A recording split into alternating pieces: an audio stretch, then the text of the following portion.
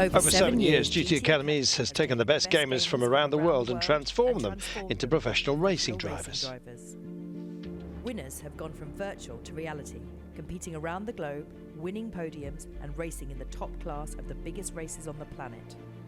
The Racing Experiment has gone on to be the most innovative driver development program in the world and has embraced gamers from over 30 countries worldwide, producing more winners than ever.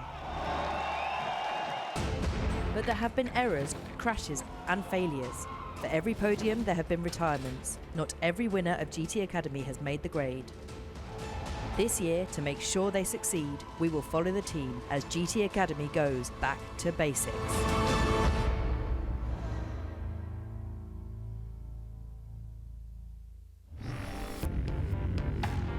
GT Academy is in its 8th year and millions of gamers have entered the competition. But this year, for the gamers that make it to race camp, they'll face a whole new challenge.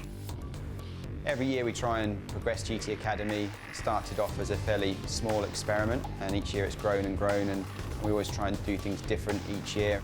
For this year, the real big change is to move not just down the road but across to a different part of the world completely.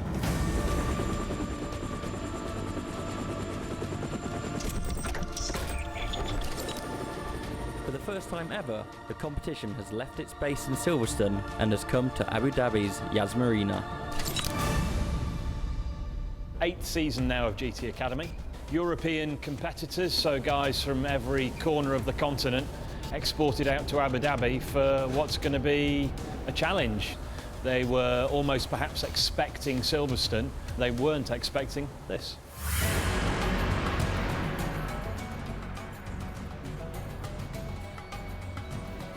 We're here at the iconic Yas Marina circuit.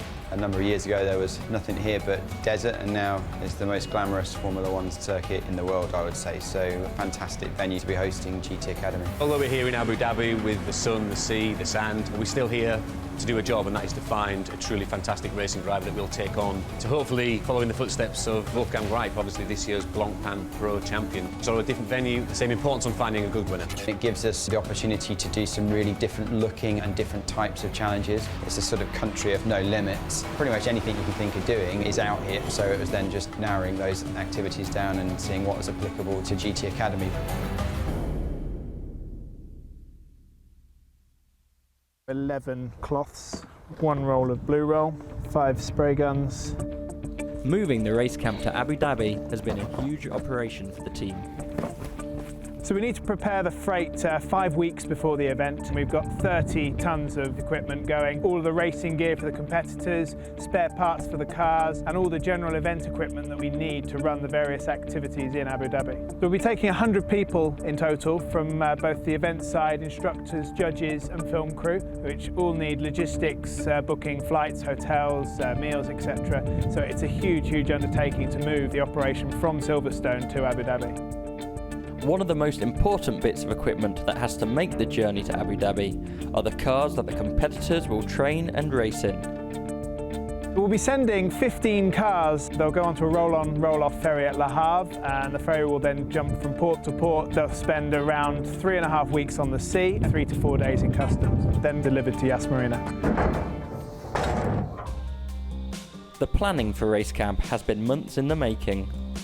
GT Academy is pretty much a 12-month project. As soon as you start finishing one or coming towards the end of one, you're planning the next one. In fact, we had our first sit down about this year's Academy at the race camp of last year's Academy at Silverstone. We firmly decided on Abu Dhabi as a venue around sort of January, February time, and from then on we've been planning what we're going to do here, how we're going to do it, the logistics of. We've been working flat out from then till now to make it work. It's been really interesting and it's been nerve-wracking at the same time, but now we're here. You know, fingers crossed it's all going to go well. There are 8 competitors from 7 European regions. They have made it to race camp by being the fastest virtual racers on the Gran Turismo game. I finished first in the Belgian online rankings. The last 2 weeks were very intense and very stressful. Playing was between 3 and 6 hours per day to really get the training in and get the times in, but also a lot of evaluating the times of other players.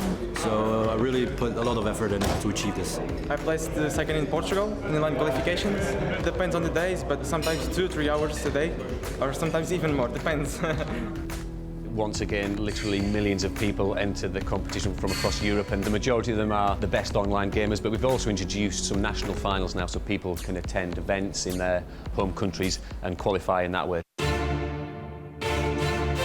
One of the live events for the UK region took place at the world-famous Goodwood Festival of Speed.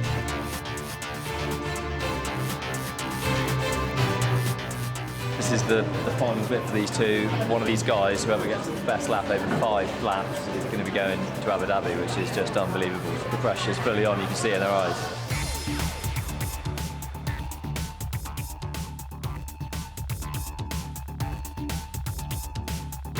I'm going to Abu Dhabi. I managed to hold it together. It was so close. I didn't dare let myself believe that I could do it. But when I got to the top 6, I was like, oh my God. It means everything to me. It's a once in a lifetime opportunity, and I've actually managed to do it on first attempt. I can't believe it. I really can't believe it. The 8 competitors for the UK region meet for the first time at the airport, and the reality of race camp in Abu Dhabi starts to dawn on them. I'm excited to see how I stack up against the competition and nervous about that at the same time. So, I've been training hard, preparing as best I can for it. I'm feeling incredible. This is just surreal. To be here and GT Academy, it's all getting real now. A little bit nervous. It's starting to kick in really, but really excited to what's going to be coming ahead.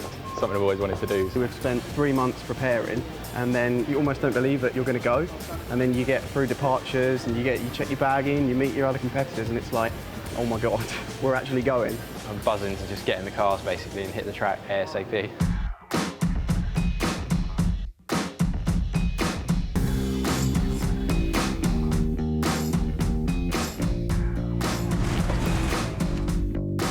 We're arrived to get hot. Team UK, Abu Dhabi.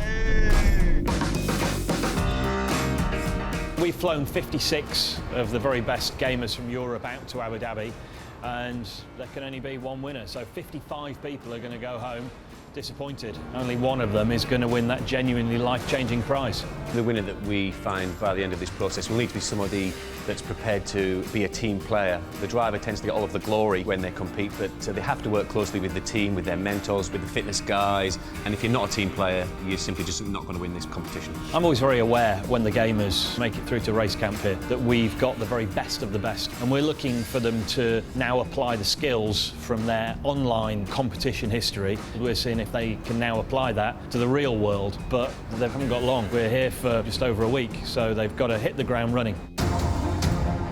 Over the duration of race camp, the contestants will be tested in a variety of challenges. Let's go, guys.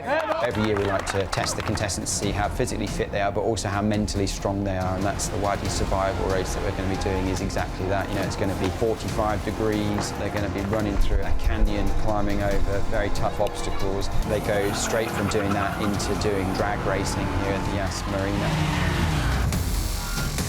From there they go on and do a street race on a disused bridge. They're going to do some kart racing. They're going to do some buggy racing in the biggest, most amazing dunes that you've ever seen. I think they filmed Star Wars out there. It is like you're on another planet. We have a gaming competition, so bringing them back to their roots a little bit. And then it's an actual race on the Yas Marina circuit. I want to be a bit more positive at this corner here. It is not only the big elimination challenges for the TV show that the contestants are being judged on, but also the training activities that occur away from the cameras. Off-screen, driving around in circles doesn't make great TV, but our driver training, coaching and assessment is vitally important for the process of choosing who wins. Everything the guys do is monitored, both monitored in terms of a lap time, and their attitude is monitored as well throughout everything they do. Okay, but we need that car to be straight, absolutely straight. To find the best guy, we need to combine all elements, whether it's fitness, whether it's their on-track ability, whether it's their ability to listen and actually improve, because the winner that we find won't be the finished article. We'll have a good basic understanding of driving technique, but we need someone that we can actually move forward and develop to be world-class drivers. One of the hardest tasks for the team organising GT Academy has been the Street Race Challenge. We're just setting up for one of the activities that we'll be doing a few days in, working on a bridge. It belongs to the royal family and only they use it, so we've been very privileged to be allowed to be on location here.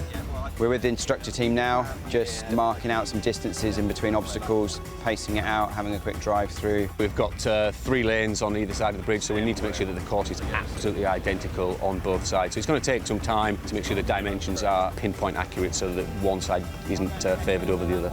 The course itself has a mixture of fast and slow corners, has some corners that you can take without braking, it has other corners that you're going to have to brake very hard for, and particularly towards the end of the course we've designed it so it rewards a good exit. So if they get the line right, and that's going to mean you're going to get a really good run down to the finish. If you get a bad exit out of that last section, you know, even if you come out of it in the lead, you could be overtaken by someone that's got a better exit. We're testing them and their driving ability in a very different way. Not circuit type driving, it's all precision and getting through the course as fast as they can. A very different type of challenge, so they're going to have to maybe think differently about how to get through the course. So it's thinking about it before you go for the important timed run.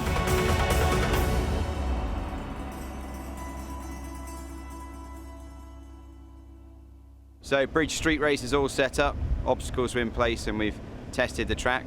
It's now time to find out who's the fastest gamer. Over the next 10 days, the competitors will be tested to the limit until there is only one gamer left. Next week, we find out what skills transfer from virtual to reality.